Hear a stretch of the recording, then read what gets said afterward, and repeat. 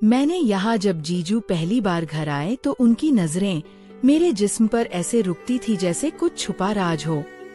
रातें लंबी होती गई, बातें मीठी होती गई, स्पर्श भी करीब आते गए। नमस्ते दोस्तों, मेरा नाम नेहा है। मैं 22 साल की हूँ और देखने में ठीक ठाक ही हूँ। वो क्या कहते हैं ना, थोड़ी सी गोरी थोड़ी सी भरी भरी, ऐसी के लोग मुड़कर देखते हैं। मेरी आंखें बड़ी बड़ी है और जब मैं हंसती हूँ तो मेरे होठों पर एक अलग ही चमक आ जाती है, जैसे कोई मीठी सी बात कह रही हूँ। मेरी कमर पतली है लेकिन कूल थोड़े चौड़े, जो मेरी साड़ी में और भी अच्छे लगते हैं। मैं गांव के पास वाले छोटे शहर में रहती हूँ। घर में सबके साथ हंसी मजाक चलता रहता है। आज मैं आपको अपनी एक कहानी सुनाने वाली हूँ जो मेरे और मेरी जीजू की है। जी हाँ, जीजू वो मेरी दीदी के पति, नाम है उनका अमित।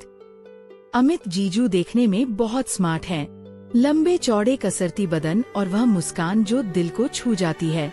कहानी थोड़ी रोमांटिक है, थोड़ी मजेदार और हाँ, थोड़ी सी शरारत भरी भी। सुनते रहना क्योंकि ये कहानी धीरे धीरे खुलती जाएगी जैसे कोई फूल खिलता है। तो बात उस दिन की है जब दीदी की शादी के बाद पहली बार जीजू हमारे घर आए थे। शादी को अभी 2 महीने ही हुए थे और दीदी घर आई हुई थी कुछ दिनों के लिए। मैं कॉलेज में पढ़ती हूँ, BA फाइनल ईयर, और घर में माँ पापा, एक छोटा भाई और अब दीदी जीजू। जीजू आए तो घर में जैसे खुशियों की बरसात हो गई। सब हंस कर बातें कर रहे थे। शाम को चाय का समय था। मैं किचन में चाय बना रही थी।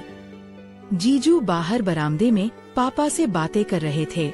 अचानक जीजू अंदर आए। कहने लगे, नेहा चाय में थोड़ी ज्यादा चीनी डालना, मुझे मीठा पसंद है। मैंने मुस्कुरा कर कहा, जी जीजू डाल दूंगी, लेकिन ज्यादा मीठा तो सेहत के लिए अच्छा नहीं ना। वो हंसे और बोले, अरे कभी कभी मीठा खाना चाहिए, जीवन में स्वाद आता है। उनकी बात में कुछ ऐसा था कि मेरे मन में एक हलचल सी हुई। मैंने सोचा क्या ये डबल मीनिंग है, लेकिन मैंने मन को समझाया, नहीं नहीं जीजू ऐसे नहीं है। फिर भी जब मैं चाय लेकर गई तो जीजू की नजरें मेरी तरफ थोड़ी देर रुकी, जैसे कुछ कह रही हूँ।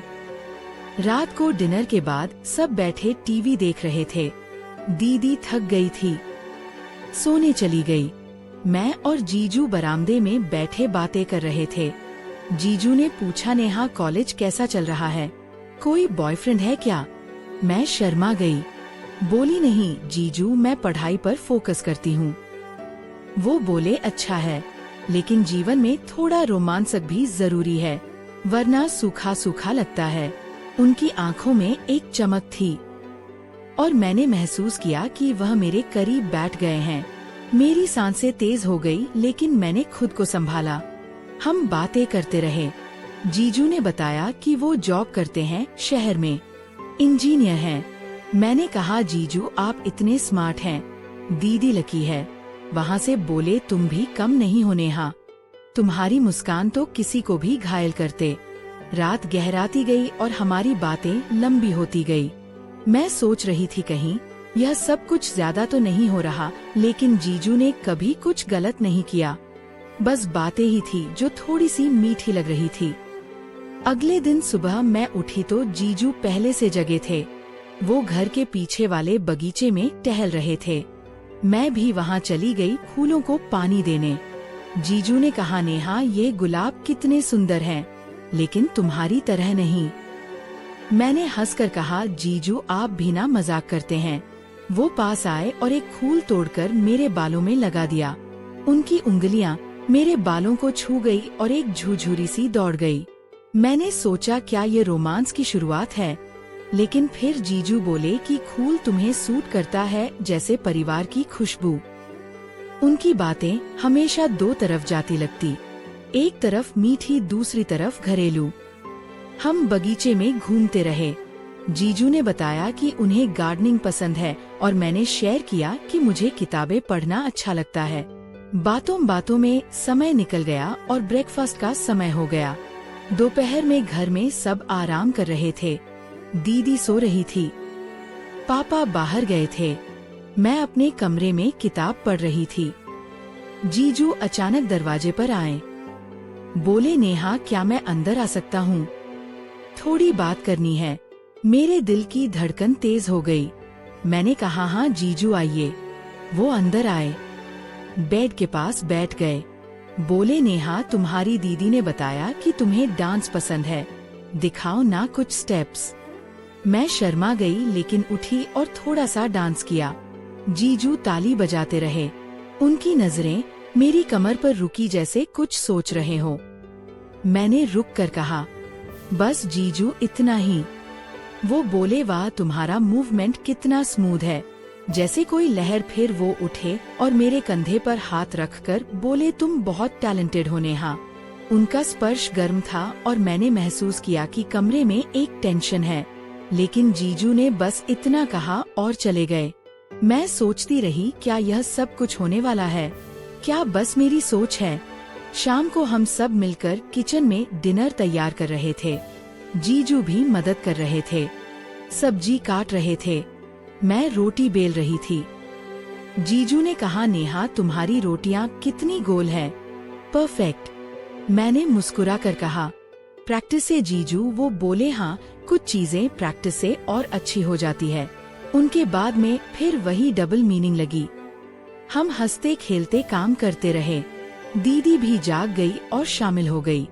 लेकिन जीजू की नजरें बार बार मेरी तरफ आ रही थी। रात को खाना खाने के बाद हम छत पर गए सितारे देखने।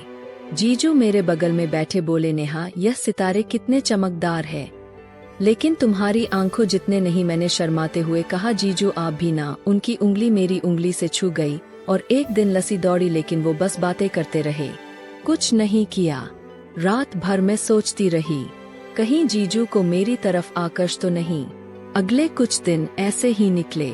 जीजू रोज कुछ ना कुछ कहते जो मीठा लगता, लेकिन कभी सीमा नहीं लांघते। एक दिन मैं कपड़े धो रही थी, आंगन में जीजू आए। बोले, नेहा, मदद करूं? मैंने कहा, नहीं जीजू, मैं कर लूंगी। लेकिन वह जिद करने लगे और एक बाल्टी उठा ली। पानी छलका और मेरी साड़ी गीली हो गई। जीजू ने कहा, ओह सॉरी नेहा, मैं सुखा दूं। उनके बाद में कुछ ऐसा था कि मैं चौंक गई, लेकिन वह बस हंसे और बोले, मजाक कर रहा हूँ, जाओ बदल लो। मैं कमरे में गई लेकिन मन में सोच रही थी, क्या यह सब इशारा है? शाम को हम बाजार नहीं गए बल्कि घर में ही एक गेम खेला। जीजू ने कहा, नेहा, तुम मेरी टीम में हो। हम जीते और जीजू ने मुझे हग किया, लेकिन बस दोस्त आना। उनका बदन मेरे खिलाफ दबा और मैंने महसूस किया कि कुछ हो सकता है, लेकिन नहीं हुआ। धीरे धीरे दिन बीतते गए। जीजू अब घर के कामों में ज्यादा मदद करते। एक सुबह मैं योगा कर रही थी कमरे में। जीजू दरवाजे से झांक कर बोले, नेहा, तुम्हारा पोज कितना फ्लेक्सिबल है। मैंने कहा, जीजू आप भी ट्राई करो। वो अंदर आए और ट्राई करने लगे। उनकी शर्ट ऊपर उठ गई और मैंने उनके एब्स देखे। मेरी सांस रुक गई, लेकिन मैंने कुछ नहीं कहा। हम हंसते हंसते योगा करते रहे, लेकिन कुछ नहीं हुआ। दोपहर में मैं किताब पढ़ रही थी। जीजू आए, बोले, क्या पढ़ रही हो? कोई रोमांटिक नवेल? मैंने कहा, हाँ जीजू, लेकिन रियल लाइफ बेहतर है। वो बोले, सही कहा, कभी कभी रियल में ट्राई करना चाहिए। उनकी आंखों में चमक थी और मैं सोच रही थी अब क्या होगा, लेकिन वह बस किताब देखकर चले गए। एक शाम घर में सब बाहर थे, सिर्फ मैं और जीजू घर पर। जीजू बोले, नेहा आओ फिल्म देखें। हम सोफे पर बैठे। फिल्म रोमांटिक थी और एक सीन में हीरो हीरोइन को किस करता है। जीजू ने कहा, कितना पैशनेट है ना। मैं शर्मा गई। जीजू का हाथ मेरे हाथ के पास आ गया। मैंने सोचा अब तो कुछ होगा, लेकिन फिल्म खत्म हुई और जीजू बोले, अच्छी फिल्म थी, परिवार के साथ देखने लायक। मैं हैरान थी। रात को मैं बेड पर लेटी सोच रही थी। जीजू का कमरा बगल में था। अचानक दरवाजा खुला। जीजू आए, बोले, नेहा नींद नहीं आ रही, बात करें। हम बातें करने लगे। जीजू बेड पर बैठ गए। उनकी उंगलियां मेरे बालों में फंसी। मैंने महसूस किया कि अब सस्पेंस पीक पर है। लेकिन जीजू बोले, नेहा तुम मेरी छोटी बहन जैसी हो। लेकिन स्पेशल दिन गुजरते रहे। जीजू अब मेरे साथ ज्यादा समय बिताते। एक दिन हम घर के स्टोर रूम में सामान ढूंढ रहे थे। अंधेरा था। जीजू का हाथ मेरी कमर पर लग गया। बोले, सॉरी नेहा, लेकिन तुम्हारा टच सॉफ्ट है। मैं चुप रही। हम सामान निकालते रहे लेकिन मन में तूफान था। शाम को जीजू ने कहा, नेहा तुम्हें गिफ्ट देना है। वो एक नेकलेस लाए और खुद पहनाने लगे। उनकी सांसें मेरी गर्दन पर लगी। मैंने सोचा अब तो लिमिट क्रॉस होगी, लेकिन वह बोले, दीदी के लिए है, लेकिन तुम पर ट्राई कर रहा हूँ। मैं हंस पड़ी। धीरे धीरे मैं समझने लगी कि जीजू की बातें सिर्फ मजाक है, लेकिन वो इतनी मीठी है कि लगता है कुछ ज्यादा है। एक रात हम छत पर थे। जीजू बोले, नेहा अगर मैं तुम्हारा जीजा ना होता तो शायद। मैंने पूछा तो क्या? वो बोले, तो तुम्हें प्रपोज करता। मेरे दिल की धड़कन रुक गई, लेकिन फिर वो हंसे, मजाक कर रहा हूँ तुम मेरी साली हो परिवार। लेकिन उनकी आंखों में कुछ था। अगले दिन दीदी ने बताया कि जीजू को प्रमोशन मिला है।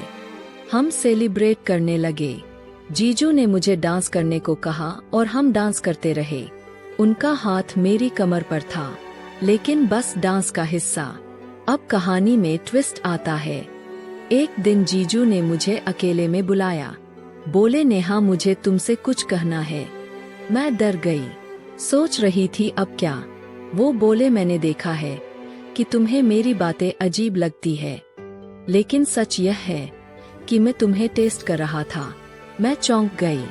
जीजू ने वह बताया, तुम्हारी दीदी ने कहा था कि तुम बहुत भोली हो और बाहर की दुनिया में लोग फायदा उठा सकते हैं, इसलिए मैंने जानबूझकर ऐसी बातें की डबल मीनिंग वाली, ताकि तुम सीखो कि कैसे हैंडल करना है। मैं कभी गलत इरादे से नहीं बोला, बस तुम्हें स्ट्रांग बनाना चाहता था। मैं रो पड़ी, लेकिन खुशी से जीजू ने कहा, तुम अब समझदार हो गए हो और मैं तुम्हारा भाई जैसा हूँ। और वो दिन से हमारी बॉन्डिंग और मजबूत हो गई। कोई रोमांस नहीं, बस प्यार भरा रिश्ता। लेकिन असल में यह सबक वाली कहानी थी। अब जीजू और मैं बेस्ट फ्रेंड्स हैं और दीदी खुश है। जीवन में ऐसे रिश्ते जरूरी है जो मजाक से शुरू होकर सीखते हैं